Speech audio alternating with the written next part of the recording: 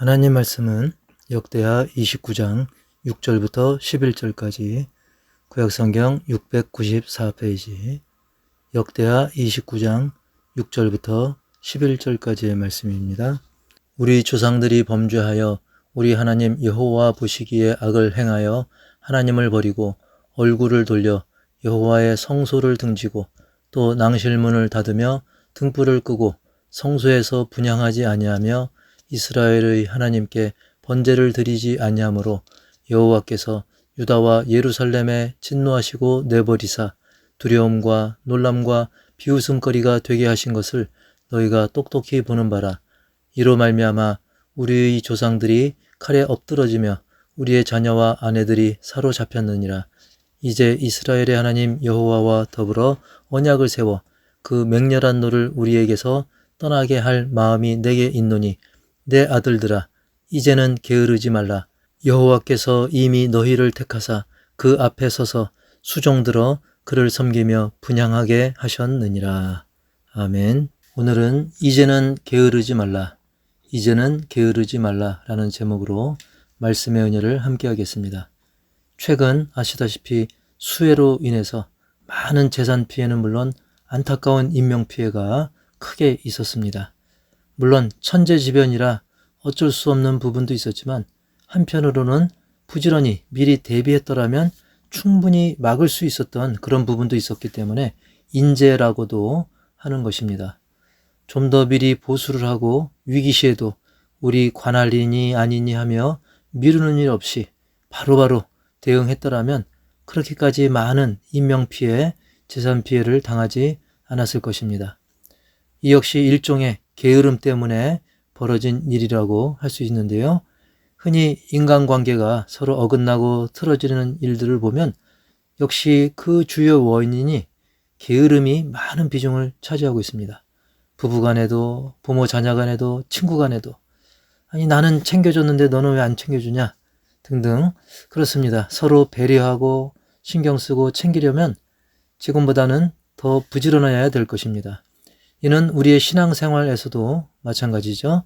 오늘 읽은 본문의 상황을 보면 당시 하나님의 백성들이 하나님과의 관계에서 너무나도 기본적이고도 중요한 그 예배에 대해서 너무나 게으르다 못해 소홀히 하면서 결국 하나님의 진노를 사게 되고 결국은 감당하기 어려운 징계를 당하는 모습을 보여주고 있습니다.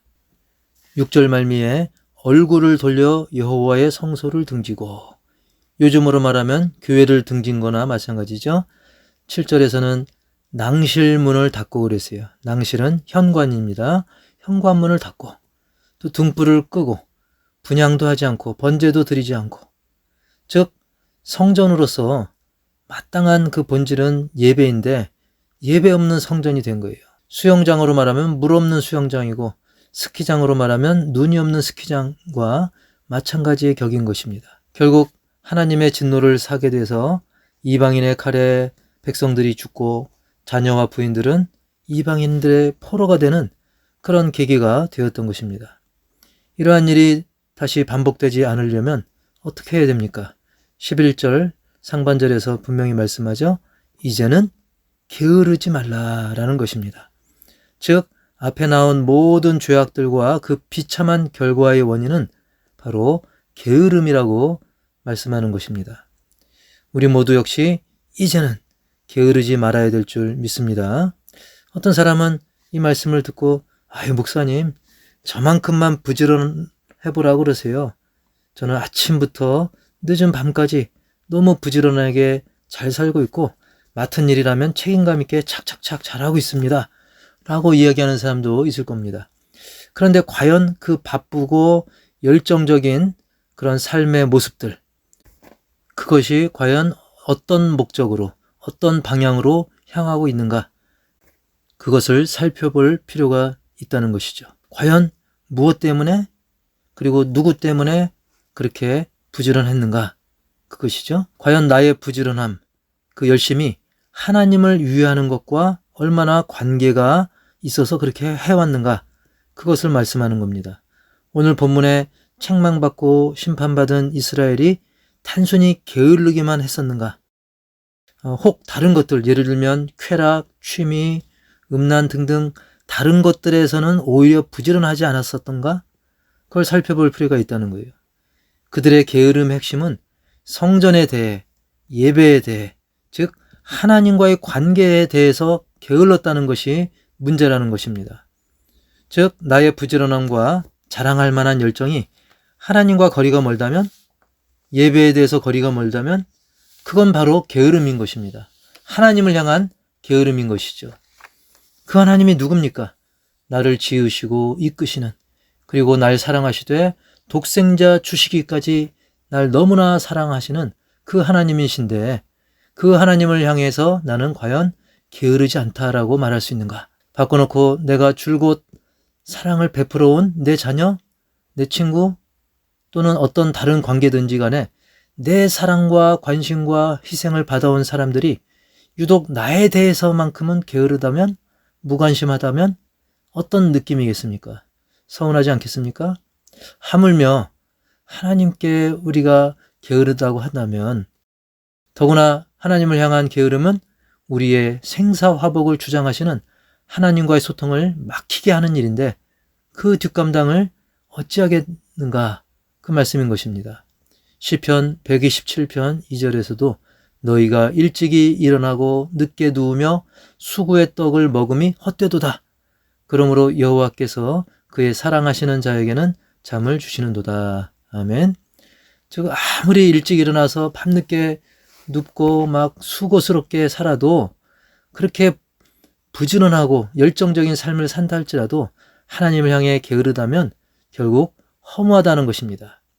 오히려 충분히 잠을 자고 여유 있는 삶을 살더라도 하나님과의 교제가 원활하다고 한다면 그것은 복된 삶이고 주 안에서 부지런한 삶이라고 하는 것이죠. 즉 무엇이 더 소중한지를 아는 그런 삶이라는 사실입니다. 아무리 세상 돌아가는 이치에 밝고 남의 이야기에 귀를 기울이고 어떻게 처세할 할 줄 알아서 부지런히 움직인다 해도 하나님 사랑, 이웃 사랑을 놓치면 성공한 사람이라고 할 수 없는 것입니다. 오히려 하나님에 대해서, 교회에 대해서, 이웃에 대해서 게으른 죄인일 뿐인 것이죠.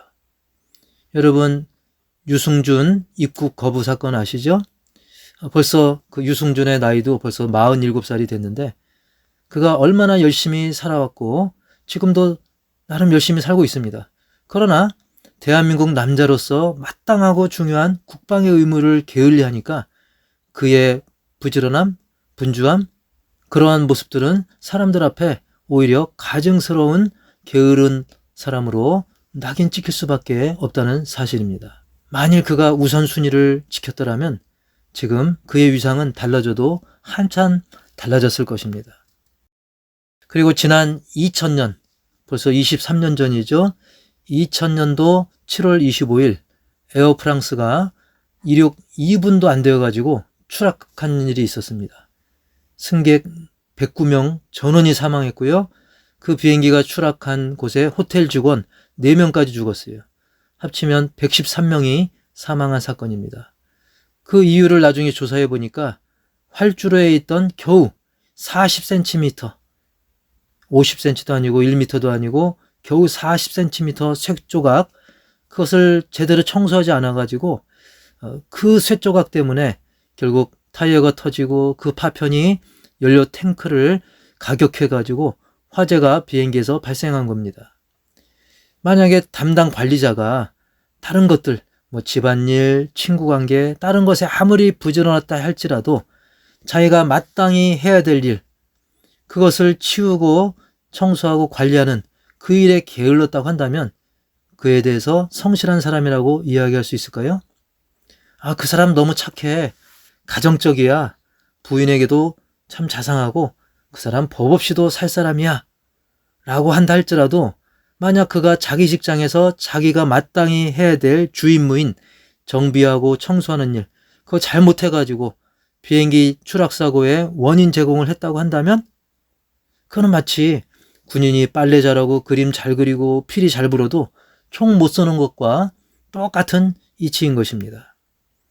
최후 심판의 날 우리가 하나님 앞에 섰을 때 그토록 자신에게 바빴던 사람이라 할지라도 하나님이 만약 이렇게 물으신다면 뭐라고 답할 수 있겠습니까?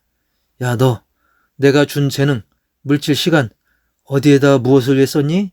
네, 제가 말이지요. 이렇게 쓰고 저렇게 쓰고. 그때 하나님께서 허허 그래? 다 너를 위해 썼구나. 날 위해서는 어떻게 썼냐? 그때 아무 대답도 못한다면. 그리고 너 내가 그토록 사랑하라고 한 네 이웃을 위해서는 어떻게 썼냐? 그때도 역시 아무 대답도 못한다고 한다면 그 사람은 그저 분주했을 뿐이지 하나님을 향해 부지런하지는 못했던 것입니다. 하나님 보실 때는 너무나 게으른 삶을 산 것이죠. 오늘 본문에 나오는 게으름은 원어로는 돌보지 않음을 말합니다.